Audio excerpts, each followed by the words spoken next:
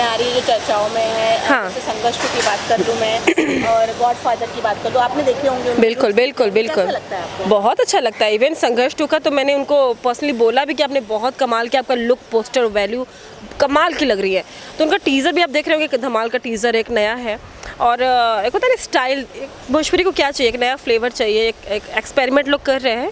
और no doubt Khesari ji का तो नाम ही काफ़ी है और वो बहुत मजे हुए कलाकार है और कुछ नया करने का प्रयास जो भी कलाकार कर रहा है उसको अप्रिसिएशन मिलना चाहिए।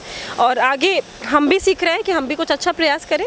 और खेसारी जी की अभी गॉडफादर की शूटिंग, मुझे उसका कोई आइडिया नहीं है, बट गॉडफादर लाइक अच्छा साउंड करता है, इंप्रेसिव साउंड कर रहा है। उम्मीद है कि यामिनी जी हैं उसमें और खेसारी जी की जोड़ी ऑलमोस्ट सब लोग पसंद कर रहे हैं और अच्छी फिल्म लेके आए। जी रितु जी, आपके गानों को लोग बहुत मिस करते हैं। आपके काफ़ी सारे हिट सॉन्ग्स हैं फिल्मों में जो हाँ जी। देखना पसंद करते हैं। काफ़ी खेसारी जी के साथ जो गाने हैं काफ़ी पसंद करते हैं। कोई ऐसा धमाकेदार गाना आने वाला है जिसका इंतजार आप भी कर रही हो?